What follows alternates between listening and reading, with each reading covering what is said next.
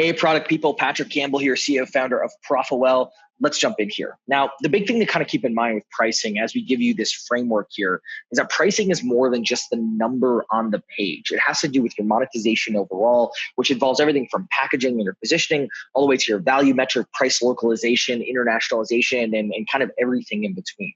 Well, it doesn't matter what your business is, retail business, nonprofit, enterprise, B2B, SaaS, doesn't matter what you're doing. What's interesting about your business is that you're creating some sort of value. And then what you're saying is because we don't trade goats and barley or whatever we need in a barter system anymore, you're basically saying that value is worth this much.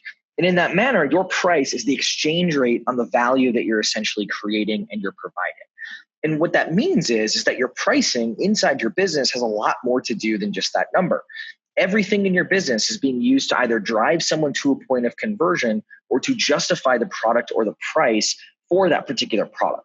And so there's a lot of different things that influence that point of conversion, that purchasing decision. There's the customer that you're going after. There's what you're offering as the product or your positioning. And then finally, that actual price point obviously has a lot to do with how well your monetization is doing. But it's one of those things that it's not only an anchoring impact based on are you a premium product versus a cheap product, but actually aligning that willingness to pay to your customers is something that's so crucial.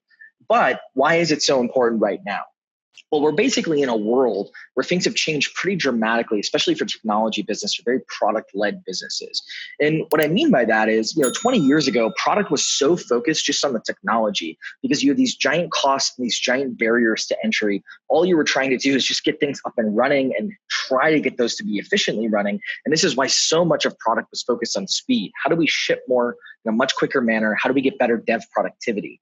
But now, because of the birth of the cloud, the birth of DevOps tools, all of these different things, we're now living in a world where basically getting started and building the actual mechanics of the product, it's not necessarily easy, but it's much easier than it once was. And the implication of that is we're now living in a world where there's so much competition. We found that the number of competitors that you would have today is actually 5 to 6x the number of competitors that you would have if you were starting your business 5 to 6 years ago. Because there not only wasn't as much competition, but we had these brand new marketing channels opening up every single quarter, if not every single year, we were living in a world where essentially we could get Google AdWords for a penny a click. We could have 90% email open rates. But now because of this density and the lack of new marketing channels, we're living in this market where CAC, is customer acquisition cost, is steadily increasing. Customer in both B2B and in B2C that might have cost you $100 5 years ago is now actually costing you about $160. We're also seeing that the relative value of products or features is declining as well because you used to be able to kind of slap a login screen on a database and you were a god because it was so amazing and made people so efficient. But now if it doesn't have, fancy design, doesn't have a good user experience, maybe you won't even make the cut in the consideration of the actual purchase for that product. And to give you some data behind this, just under 1 million data points that we collected on willingness to pay over the time, we actually found that features and functionalities and actually a lot of aspects of products that you would use as add-ons like single sign-on or analytics, that value has actually dropped about 70% as well in the last 5-6 years. And to kind of get the final kicker here, what we found is that basically everything's kind of amazing. I don't think anyone's going to stand up and say that products are worse today than they were 5-10 years ago, but our customers are actually, pretty unhappy, or not unhappy, I should say. They just have kind of lost the luster or the magic appeal of a lot of products. And we're seeing this in NPS scores. So about 1,800 companies here, the average NPS score about 5-6 years ago was about 34. Average NPS score about a year ago, we're sitting around 10. And again, no one's going to stand up and say that products were worse 5 years ago than they were today, even though customer satisfaction on average has actually gone down. And what's funny about this is that's all market data, right? It's really hard to control the market, but we can absolutely control our reactions to the market. And we haven't really changed that much when it comes to those reactions. And the first step is we are still so focused on acquisition. We did a study in about 1,000 companies, and what we found is the median amount of spend on the overall budget of the company that was going to acquisition-based activities was about 60%. So 60% of every dollar, every expense in businesses, at least on a median basis, is basically going to acquiring customers in some way. The problem is that the acquisition is now table stakes. We did a study where we isolated the 3 main growth levers in a business: acquisition, monetization, and retention. And what we found is that if you increase those by the same relative amount, meaning you improve each of those by 1%, you have very different outcomes when it comes to revenue. So 1% improvement in acquisition essentially attributes to a 2 to 3% boost in your actual revenue. So improving your acquisition might be your net new leads, your conversion volume. A 1% improvement in your monetization, your retention, your ARPU for monetization or your churn for retention, that's actually going to have about 4 to 8x the impact of that 1% improvement in acquisition. And it's not to say that you're going to take that 60% of your budget and basically push it all into monetization and retention.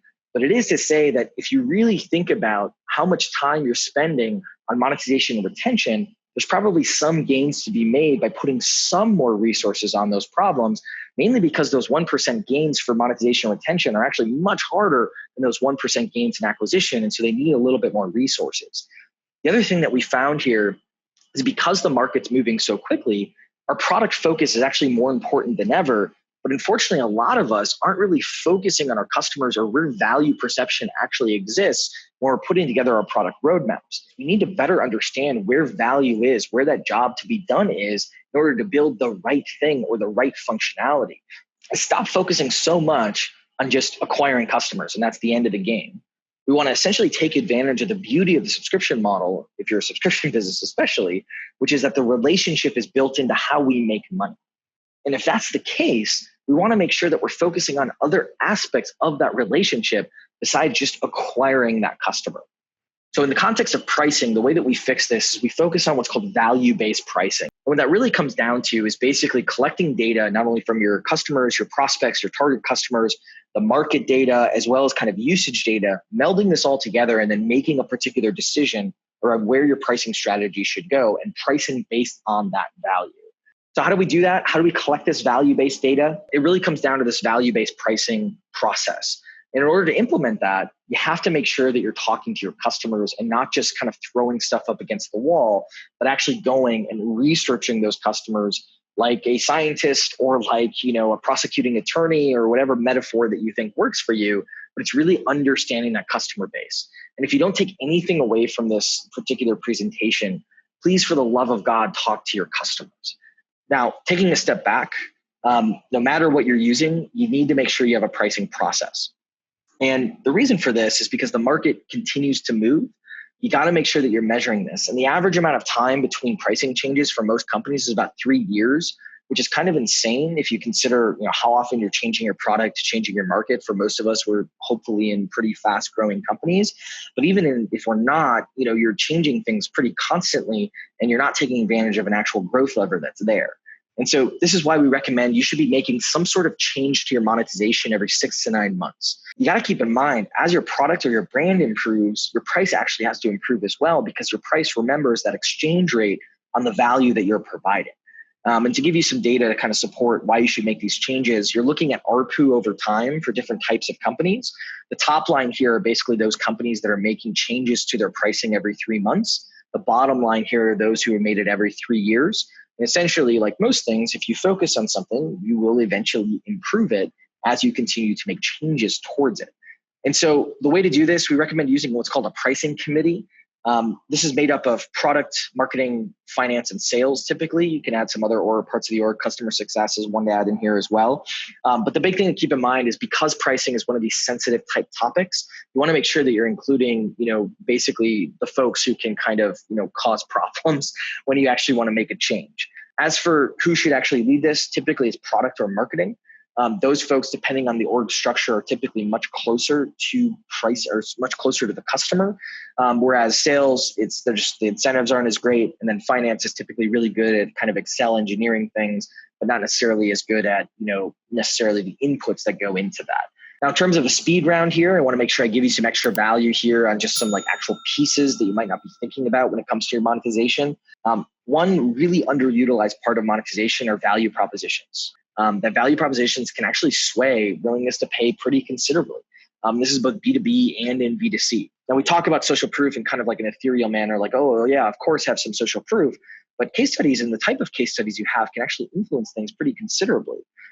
One thing that's kind of cool is we set up some similar research and looking at, how they influence willingness to pay based on what we provided for those particular, products. And what we found is that in B2B, basic customer ribbons or testimonial quotes, and a customer ribbon is just hey, here's a bunch of logos that use our product, boosted willingness to pay about 5-6%. Whereas, case studies, all of a sudden that influence willingness to pay 10-15%, right? Very, very similarly on the B2C side, all of a sudden you're seeing an environment where, the ribbon and testimonial didn't do as well as B2B, but those full case studies actually influence things considerably. And this is why, every weight loss commercial that you've ever seen has some sort of a case study on, someone who had before and after, right? Now, if you're willing to go through, some work, where it's like, hey, we're already doing some stuff around pricing. I feel pretty comfortable that my organization can handle it. The one kind of silver bullet when it comes to pricing is utilizing what's called a value metric. But the reason that this is so important is because if you get everything else wrong in your pricing, but the one thing you get right is your value metric, typically you're going to be somewhat okay. Because when you charge based on where the value is in your product, it's really hard to basically have high churn. It's really hard not to have expansion revenue, because as people use more or less of that particular value metric, they'll upgrade or downgrade, but they're not necessarily churning. And that's what's so powerful about this type of value metric. So I would say if there's one thing that you're like, yep, I'm at a pretty good clip, I feel pretty comfortable doing some work, your value metric is the big thing here. Now, if you've never done anything with pricing and you're like, I think there's going to be some politics and we don't really have a good tech stack to implement with our billing system, the one project that I would start on is something called price localization or price internationalization. And frankly, this only applies to folks who have at least 20% or more of their base out of their home region, their customer base.